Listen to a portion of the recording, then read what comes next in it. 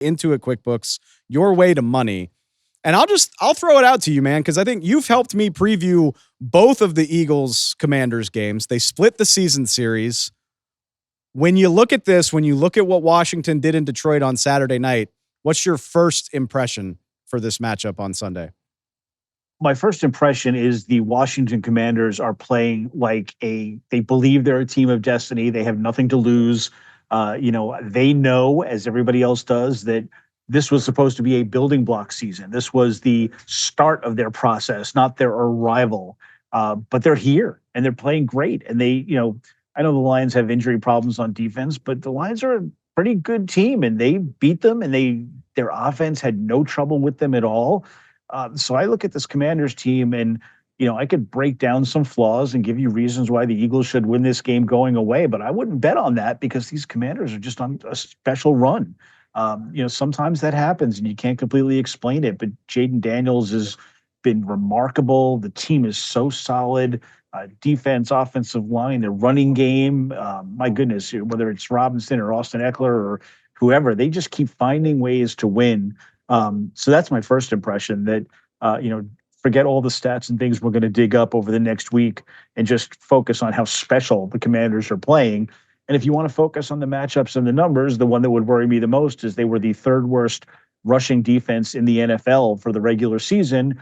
And when the Eagles played against them, I think Saquon Barkley had 296 or 97 yards in the two games. And now he's hotter than he was then. So, obviously Barkley against that defense is the matchup you're going to watch, but I can't count the Commanders out. We'll hear all week about how no rookie quarterback has ever led their team to a Super Bowl before, but you've seen Jayden Daniels. You can't tell me he can't do it. He's playing that well. It's crazy because I'm sure Eagles fans are going to point out many times over the next few days that they lost Jalen Hurts in the first quarter of that game they lost to Washington. I don't think the Commanders give a damn about that. Just from the idea of it was Jayden Daniels against Philly's defense at the end, and he led them down the field for the win. I think that resonates with the team.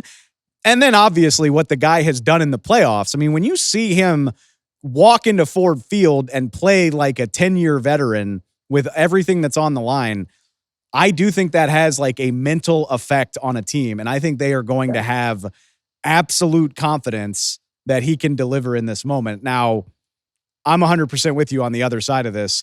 I bet the Lions really regret that Jahmyr Gibbs only touched the ball 14 times on Saturday night, and Detroit still finished with 200 rushing yards. I bet you Kellen Moore and Nick Sirianni are going to resolve not to make the same mistake with Saquon Barkley. You would think so. It's got to be, especially with Jalen Hurts struggling, it's got to be a Saquon Barkley game for them. It does not take a longtime NFL coach to look at the stats and see where the vulnerability is. So I would think they're going to ride him. I think they know that they're capable of doing great things if they just follow his lead. Even if Jalen Hurts has an off day, maybe this is the game where one hot running back can carry them a long way.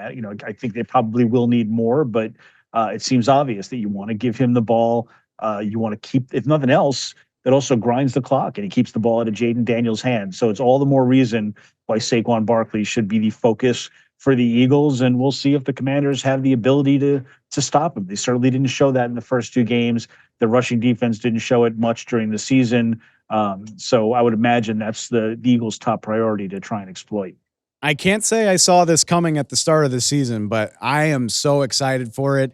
A division rivalry in the NFC title game. And I've said a million times this season, I don't remember the days of the Commanders being a threat to reach the Super Bowl. And so this will be a very fun moment for that franchise, a franchise with plenty of history.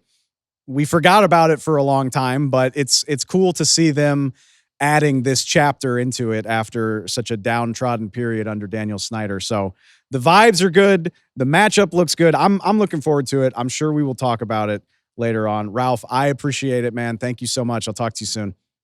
My pleasure, Dave. Take care.